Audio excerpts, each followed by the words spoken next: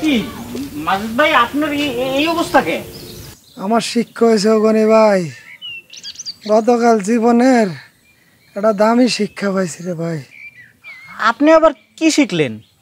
নিজে লঙ্গি ফুরা অন্যের ঝগড়া থামাইতে যাওয়া যাইব না, এতে নিজের ইজ্জত আর জ্ঞান দুইটাই হারানোর ভয় থাকে। আচ্ছা, মাথায় লাঠি সোডার বাড়ি খেয়ে জ্ঞান হারাইছিলেন বুঝলাম, কিন্তু ইজ্জত হারাইলেন কেমনে? মাছদাস আমাদের মারামারি আটকাতে যায়, নিজের লঙ্গি আর আটকাতে পারি নাই। পরে দেখি আমার লঙ্গি আরেকজনের লাড়ির আগায় আমেরিকার পতাকার মতো উঠতে আছে। তারপরে আর কি উপায় না পায়া পুকুরের মধ্যে ঝাঁপ দিয়া কমর পর্যন্ত পানিতে দাঁড়ায় আসলাম। যাক, তাও ভালো, নাইলে আর একটু এলে তো আপনার দেশের রাজধানী পুরা গ্রামবাসী দেখা ফেলাই। ও ভাই, কোন রকম নিজের ইজ্জতটা বাঁচাইছি। মাথা ফাটাইলেন কেমনে? পিছন থেকে আমারে চিনতে না পাইরা আমাদের বাতি যায় কোমরে বাঁশ দিয়ে একটা বাড়ি দিছে। বুঝলাম না, বাড়ি মারছে কোমরে, তাহলে মাথা ফাটলো কেমনে? আমি বসে পড়ছিলাম, বাঁশ সোজা আমার মাথায় পড়ছে। এই আপনারে কে কইছিল এই মারামারির মধ্যে যাইতে? হ্যাঁ, গতকাল দেখলেন আমি নিজে দৌড়ে পালায় আসতেছিলাম, আর আপনি কোন সাহসে গেলেন মারামারি দেখতে? এত বড় মারামারি, তাই ভাবছি নিজের চোখে একটু লাইভ দেখে আই। খুব ভালো কাজ করছেন, আর একটু হইলে তো কবরস্থানও দেখে আসতে। শিক্ষা হয়েছে ভাই, আমি আর কোনোদিন মারামারির মধ্যে নাই। ঝগড়া মারামারি দেখলে 10 হাত দূরাই দিয়ে আটমু। আর কোনোদিন টিভিতে ঘরের ভিতরে জন সিনা আর রকের মারামারি দেখবো না ভাই। ঠিক আছে ভাই, আপনি তাহলে এখন বাসায় যা রেস্ট নেন, 2-1 দিন আর বাসাতে বাইরে হইন না, আর হাঁটা চলাও একটু কম করেন, ঠিক আছে? আচ্ছা ভাই।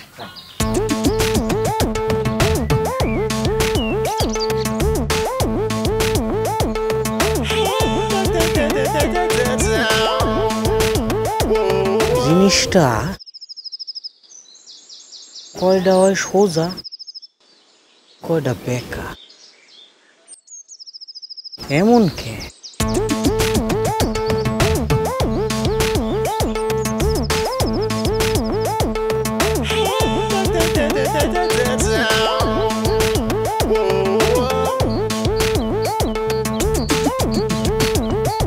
করে বসে বসে এই আমি বিছানার উপর কাপড় রাখছিলাম, দেখছো? হ্যাঁ, আরে বিছানার উপর কাপড় বাইর করে রাখছিলাম, ওগুলো কই? কাপড়? হ্যাঁ, কাপড়গুলা আমি তোমারে সাহায্য করার জন্য সুন্দর করে গুছায়া ভাঁজ কইরা আলমারিতে রেখে দিই। তুমি কি আমাকে একবার জিজ্ঞাসা করছিলা? জিজ্ঞেস করার কি আছে? তুমি আমার 10টা না 5টা না একটা মাত্র তোমারে সাহায্য করার জন্য এইটুকু তো আমি করতেই পারি। খুব উপকার করছো। অনেক বড় উপকার হয়েছে। আমার মতো জ্ঞানী জামাইরা এইভাবেই বউদের উপকার করে থাকে। কসুর জ্ঞানী? কসুর না, ওটা প্রচুর হবে। তোমার মাথা, ওই প্রত্যেকটা কাপড় আমি বাইর করছিলাম ধোয়ার লাগা, প্রত্যেকটা কাপড় ময়লা ছিল। এখন তোমার লাগে আমার ডাবল খাটনি করার লাগবে, আলমারি থেকে ময়লা কাপড়গুলো বাইসা বাইসা বাইর করা লাগবে। ময়লা না ময়লা, আমি কেমনে বুঝবো ওই কাপড়গুলা যে ময়লা? যদি নাই বুঝো তাহলে তোমার ভাঁজ করে রাখতে কে কইছিল? এখন তো সব দোষ আমার না? না না, সব দোষ তো আমার, কপাল তো আমার খারাপ। নাহলে এত জ্ঞানী জামাই কপালে জুটে, এসে একটা বলদ জামাই কপালে জুটতো, তারপর খুশি থাকতাম। কি যন্ত্রণা, আমি কিছু করলেও দোষ, না করলেও দোষ। এই তুমি হইলা গিয়া পুরুষ মানুষ, তুমি কাম করবা অফিস আদালতে, খেতে খামারে, তোমারে কি কইছে কাপড় গুছাইতে? এই কই যাও? জাহান্নামে যাই। সেহানি দুপুরবেলা লাগে বাইতে চলে আসবা, ঠিক আছে? ভাত খাওয়ার লাগে যদি তোমারে করে খুঁজতে পাঠানো না লাগে। আমার ভাত খাওয়ার রুচি আর ইচ্ছা দুইটাই শেষ হয়ে গেছে। খাওয়ার সময় আমার কথা মনে করবে না, নিজে খায় নিও। খাওয়ানোর সময় ঠিকই দোয়াইটা যাইতে চলে আসবে।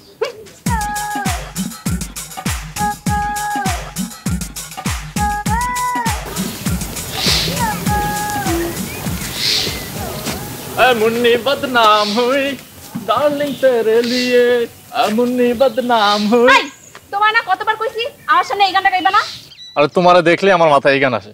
গানের কথা মাথায় নাই না, চাকরির কথা চিন্তা করো, নয়তো কতদিন পরে আইটেম সং বাদ দিয়া ছেঁকা খাওয়ার গান গাইতে হইব। আরে এসব ভয়ের কথা বললো না তো, তোমারে না পাইলে আমি নদীতে চাপ দিম।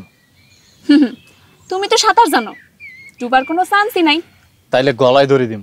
মরতে ভয় পাও না, কিন্তু চাকরি খুঁজতে তো ঠিকই ভয় পাও। আচ্ছা শুনো, এই যে শুরু হয়ে গেছে দুলাবের মতো জ্ঞান দেয়া। আমারও তো জ্ঞানের কথা ভালো লাগে না। তা ভাল লাগবে কেন? উপদেশ শুনলেই তো গা জ্বলে। এই, তুমি কোনোদিন কারো উপদেশ শুনছো? কারো কোনোদিন উপদেশ দিছো?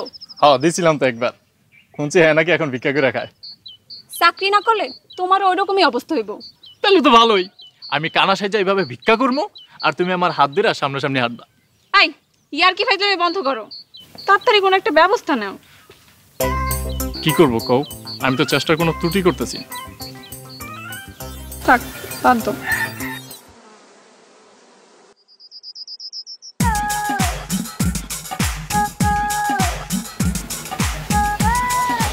জাম্বুরা কত ভাই? 1 পিস 30 টাকা, 3 পিস 100 টাকা। হাসতেছেন কেন ভাই? আপনার তো হিসাবে ভুল আছে। 1 পিস 30 টাকা হইলে 3 পিস 100 টাকা কেমনে হয়? আমার হিসাব ঠিকই আছে, আপনি কিনলে কিনেন, না কিনলে নাই। দাঁড়ান আপনার হিসাবটা বুঝাই। আমার হিসাব বুঝে কাম নাই, আপনি কিনে ইচ্ছা থাকলে কিনতে পারেন। দেন আমার 1 পিস দেন।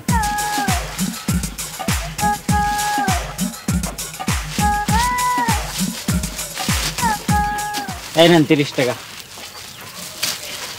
জিনিস তো ভালোই, আরেক পিস দেন।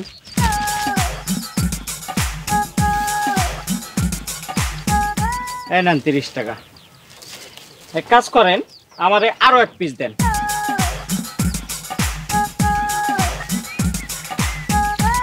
এই নেন আরো 30 টাকা। এবার আসেন হিসাব করি। আপনি আমারে কয় পিস দিছেন? 3 পিস। টাকা কত পাইছেন? 90 টাকা।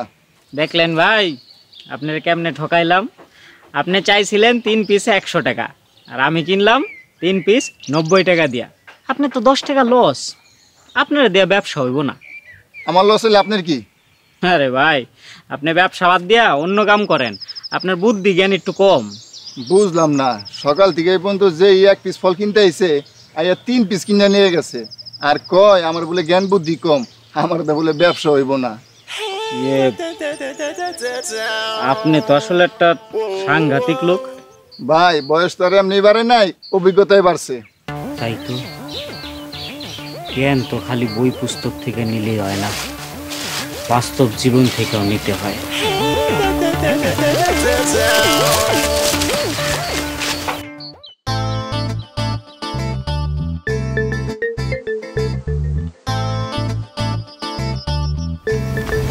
মা আমার ক্ষুধা লাগছে। একটু অপেক্ষা কর না বাবজান, তোর আব্বাই আইলে এক লগে খাইতে বমু। বাবা মনে হয় দুপুরে খাইতে এবো না। খিদা লাগলে ঠিকই খাইতে আইব। বাবার তো দেই হাতে করে মুড়ি আর গুড়ের পোটলা লয়ে গেছে। খিদা লাগা তো কথা না। কি তুই ঠিক দেখছস? হ্যাঁ মা, আমি নিজের চোখে দেখছি। খাবি না? খাইতেছ? তুমি তো কই নাই খাইতে যা। তুই খাবি না? তোমাদের জামাই আসার রাত পর্যন্ত আমি খাবো না। ঝগড়া করার সময় তো খেয়াল থাকে না। এখন জামাইটা না খায়া কষ্ট পাইতেছে, আর তুইও জামাইয়ের জন্য না খায়া কষ্ট পাইতেছিস। আমি যে হেল লাগে না খেয়ে বসে আছি, এটা তোমার কি কইলো? তোর বয়সের থেকে আমার সংসারের বয়স বেশি, আমারে কোনো কিছু শিখাইতে আসিস না। তুই যে কিসের জন্য না খায়া আসিস সেটা আমি ভালোই বুঝি। মা যাও তো যাও, মেজাজটা খারাপ কইরো না। মেজাজটা একটু ঠান্ডা করা সে। মেজাজ দিয়া ঝগড়া হয়, সংসার হয় না। চল তো ভাই, তোরে বাদ দি। আনন্দ চলো। অগজনের পোলাটা এখনো না খায়। আজকে বাড়িতে আসুক, এর গুড় আর মুড়ি লইয়া যাওয়া আমি বাইর করবো।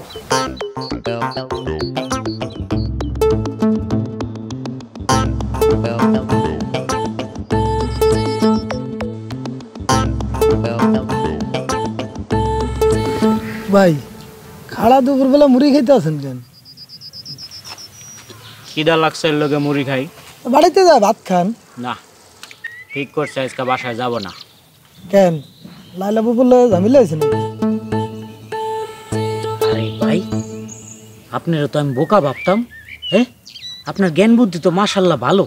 হাতে মুড়ি দেখা বুঝা লাইছেন বাড়িতে ঝামেলা হইছে। মুড়ি দেখা বুঝি নাই, আপনার মলিন চেহারা দেখা বুঝছি কিছু একটা হইছে। আসলে বউটা হইছে ঝামেলার, বুঝছেন? খালি ঝামেলা করে, মানে চিৎকার চেঁচামেচি আর চিল্লা পাল্লা ছাড়া হ্যাঁ আর কিছু করতেই পারে না। আমার বাড়িতে একই সমস্যা, আপনার মতো সেম প্রবলেম। বাড়ি তো না যেন জম্মু কাশ্মীর, সারাদিন গ্যাঞ্জাম লাগিয়ে আছে। আপনিও কি বাড়িতে যাবেন না নাকি? গেলে সমস্যা নাই, ভাবছি আপনার লগে থাইকা যাই, আপনারা আমার অনেক ভালো লাগে গনি ভাই।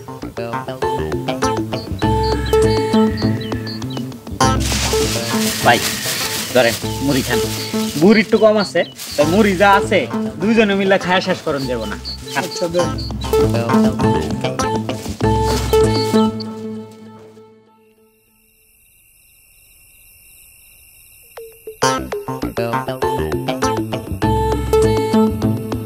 এই সারাদিন কই আছিলা? বাইরে। দুপুরে খাইতে আসো না কেন? বাসায় আইলে তো খালি তোমার জ্ঞান জ্ঞানানি হোনা লাগে, তার সাথে বাইরে থাকলে পশু পাখির ডাক শুনি মধুর লাগে। হ, এখন তো আমার কথা বিষের মতো মনে হইব, এখন তো আর আমাকে সহ্য হইব না। সহ্য না হইলে এত বছর সংসারটা করলাম কেমনে? দুপুরে কি খাইছো? কে তোমার গোয়েন্দা তোমার খবর দেয় নাই? গোয়েন্দা আবার কে? কে আবার? তোমার পোলা তপু। পোলা কি শুধু আমার একার? তোমার পোলা না? আচ্ছা আমার পোলা হইলে কি আমার উপরে নজরদারি করতো? নজরদারি করার মতো কাম করলে তো নজরদারি করবই। আই তুমি তো একটা ঘর জামাই, তাহলে সারাদিন তোমার বাইরে বাইরে তো কি? হ্যাঁ শোনো, আমি উপায় না পাইয়া ঘর জামাই আছি, উপায় থাকলে ঘর জামাই থাকতাম না। আমি না বুঝি না, তোমার বাপ দাদা জমি জমা আছে, সব সম্পত্তি আছে, তুমি ঘর জামাই হয়ে থাকো কেন? এটা সময় হইলেই জানতে পারবা। সেই সময় কবে হইব? আমার মরণের পর? আচ্ছা সারাদিন তোমার যন্ত্রণায় আমি বনে বাজারে কাটাইছি, এখন ঘরে আইছি, ঘরে আওয়ার পরে তুমি কি চাও এই রাইতের বেলা আমি পাটি বিছাইয়া বাঁশ বাগানে হয়ে থাকি? চাও?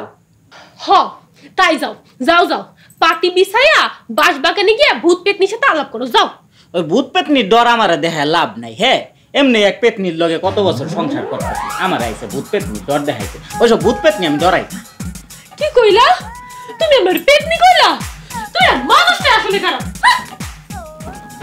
আমি কি হ্যাঁ একবারও পেতনিটা কইছি? হ্যাঁ মহিলা মানুষ এত বেশি মন যায় যা